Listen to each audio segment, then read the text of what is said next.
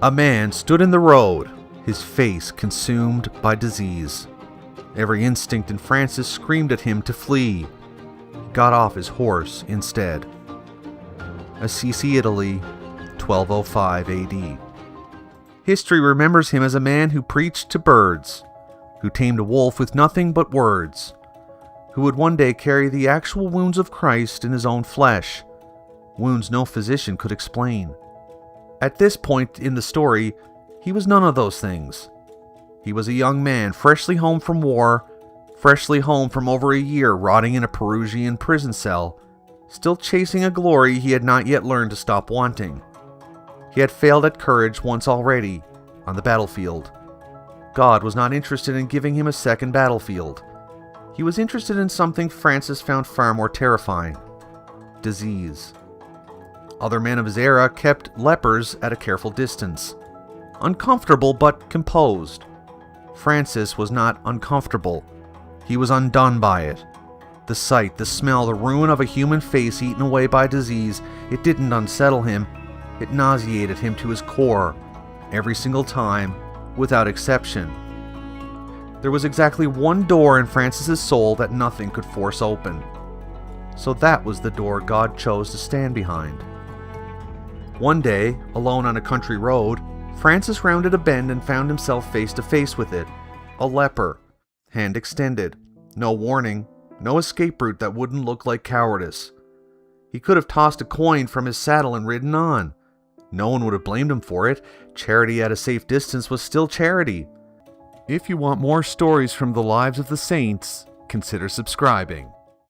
He didn't toss a coin. He climbed down. He pressed it into the man's ruined hand. And then he did something that should have been unthinkable for a man with his particular horror. He kissed it. Not a gesture towards it, not near him.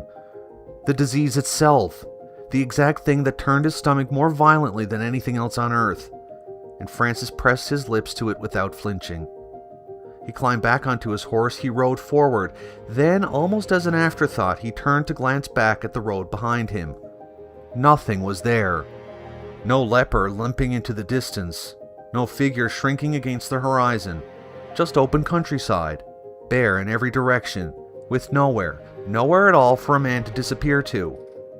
Francis's earlier biographers didn't call it a coincidence. They called it Christ. They believed Francis had not embraced a stranger on that road at all. He had embraced God himself, wearing the one face Francis could not bear to look at. Because if mercy could not survive contact with the thing that disgusted him most, then it was not mercy at all. It was only ever comfort dressed up in holier language. Whatsoever you do to the least of my brothers, you do unto me. Christ had said it once. On that road, he apparently decided to prove it. Francis later wrote of that moment in his own words near the end of his life. What had seemed bitter to me was changed into sweetness of soul and body. Bitter into sweet. Not across years, and the time it takes to lean down from a horse. And here's what makes this stranger still. None of the things the world reveres him for had happened yet. No renounced fortune, no voice from the crucifix at San Damiano, no bishop's courtyard where he stripped off his clothes and walked away from his father's name. That saint had not existed yet. There was only a frightened, searching young man, and the one thing he could not stand, standing directly in his path. God did not ask him to be brave with a sword, he had already failed at that. He asked him to be brave with his lips. Francis said yes, and then never stopped saying it. He didn't merely tolerate lepers after that day from a careful distance. He moved toward them permanently. He lived among them.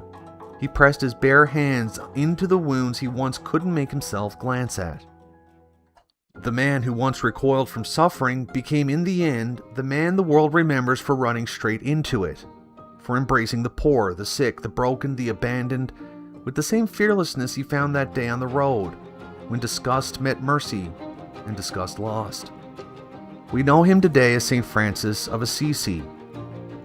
And the whole of it, the wolf, the wounds, the order that would one day stretch across the entire world, began the moment a man who could not bear to look at suffering chose instead to kiss it.